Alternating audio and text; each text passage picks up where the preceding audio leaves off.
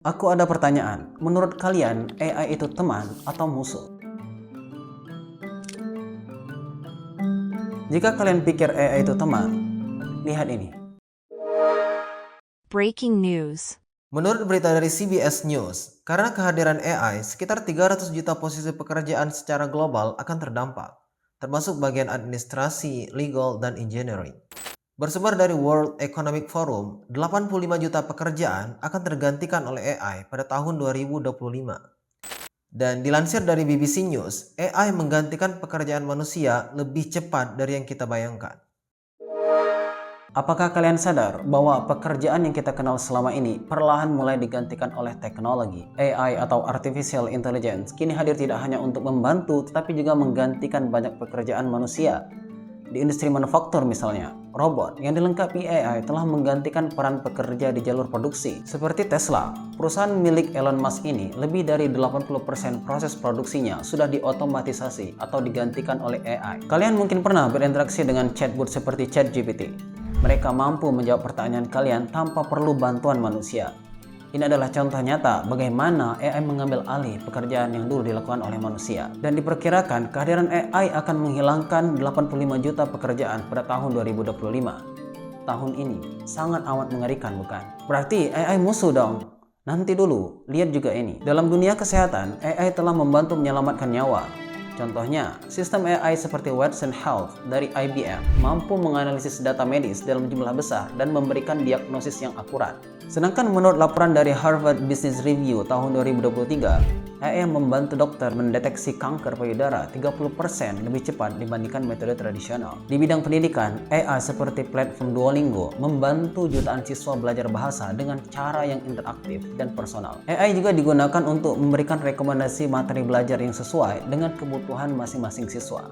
Dalam transportasi, kendaraan otonom bukan hanya tentang efisiensi, tetapi juga tentang keselamatan. Menurut National Highway Traffic Safety Administration tahun 2023, teknologi ini telah mengurangi jumlah kecelakaan lalu lintas yang disebabkan oleh kesalahan manusia hingga 40%. AI juga membantu sektor pertanian. Dengan drone berbasis AI, petani dapat memantau kondisi tanaman mereka secara real time, menghemat waktu, dan meningkatkan hasil panen. Jadi sebenarnya AI itu teman atau musuh? Baik atau buruk? Yang pasti AI itu adalah alat. Baik buruknya AI itu tergantung bagaimana kamu memperlakukannya. Memang kemajuan teknologi telah mengubah cara kita hidup, bekerja, dan berinteraksi. Dalam beberapa dekade terakhir, perubahan terjadi dengan kecepatan yang belum pernah terjadi sebelumnya. Biasanya, transformasi sebuah pekerjaan itu bisa berlangsung selama ratusan tahun atau bahkan ribuan tahun. Aku sudah membahasnya di video sebelum ini, kalian bisa cek. Tapi saat ini, perubahan terjadi sangat cepat. Kini, teknologi menjadi penggerak utama dalam transformasi pekerjaan yang memaksa kita untuk terus beradaptasi agar tetap relevan. Perubahan yang begitu cepat ini juga membuat sebagian besar dari kita tertekan dan belum siap. Keterampilan yang dulu dianggap kunci yang dapat diandalkan untuk menjamin keamanan pekerjaan kini menjadi tidak relevan. Karena bisa saja skill yang 5 atau 10 tahun lalu sangat dibutuhkan, tapi saat ini tidak terlalu dibutuhkan lagi. Misalnya, profesi yang bergantung pada tugas manual dan rutin secara perlahan sudah digantikan oleh teknologi otomatisasi. Dulu banyak orang pergi ke editor untuk memperbaiki warna, menghapus latar belakang, atau melakukan koreksi foto sederhana. Sekarang, aplikasi seperti Adobe Lightroom dan Canva yang dilengkapi AI memungkinkan siapa saja bisa melakukan pengeditan dengan mudah. AI tidak hanya mengotomatisasi tugas, tetapi juga meningkatkan efisiensi berbagai bidang pekerjaan. Misalnya, hakim dapat menggunakan AI untuk menganalisis data hukum secara cepat dan tepat, yang mana jika menggunakan cara tradisional akan sangat lama. Selain itu, perubahan besar lainnya adalah bagaimana jam kerja tidak lagi menjadi tolak ukur untuk nilai produktivitas.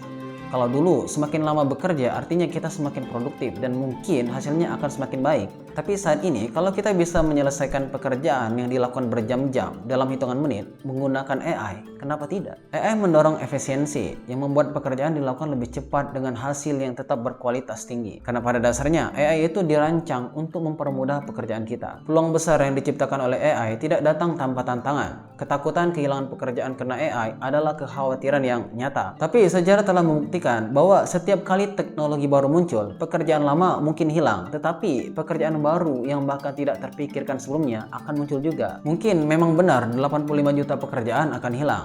Tapi menurut studi dari World Economic Forum 2023, ada 97 juta pekerjaan baru akan muncul di era ini. Orang yang mengadopsi AI lebih awal pasti akan mendapatkan keuntungan kompetitif, baik dalam efisiensi maupun inovasi. Dengan memanfaatkan potensi AI, kita tidak hanya bisa beradaptasi, tetapi juga bisa berkembang di era ini. Seperti yang aku katakan tadi, ketakutan atau rasa cemas ketika menghadapi perubahan adalah hal yang alami dan sangat wajar. Manusia secara naluriah mencari stabilitas atau sesuatu yang stabil. Tapi, jika kita mengabaikan perubahan yang saat ini terjadi, itu dapat berujung pada ketidaksiapan dan malah membuat kerugian besar untuk diri kita sendiri. Merangkul perubahan teknologi menjadi kunci supaya kita bisa bertahan dan berkembang di era ini. Dengan mempersiapkan diri sedini mungkin, kita dapat mengatasi rasa takut akan transisi ini dan menjadikannya sebagai peluang. Bereksperimen dengan perangkat AI yang tersedia dan temukan cara untuk mengintegrasikannya ke dalam alur kerja kita. Kemudian membangun keahlian hybrid, gabungkan kemampuan tradisional dengan alat teknologi seperti menggunakan platform AI untuk menganalisis data atau menghasilkan konten kreatif. Terus belajar dan memanfaatkan kursus dan sumber daya gratis yang tersedia di internet untuk memahami dasar-dasar AI dan potensinya. Masa depan pekerjaan menunggu kita yang siap dan berani memulai. Mulailah dengan mempelajari alat AI sederhana melalui platform gratis. Sudah banyak influencer yang memberikan tutorial penggunaan alat-alat AI yang bisa kita manfaatkan. Dengan membangun keahlian sekarang, kita bisa memanfaatkan transformasi teknologi dan menjadi pelopor di bidang pekerjaan yang kita miliki. Jangan biarkan rasa takut terhadap perubahan menghantui kita. Kita harus menjadi bagian dari masa depan, bukan hanya penonton dari perubahan besar yang terjadi. Jadi, menurut kalian, AI itu musuh atau teman? Find me in the next video. Bye-bye.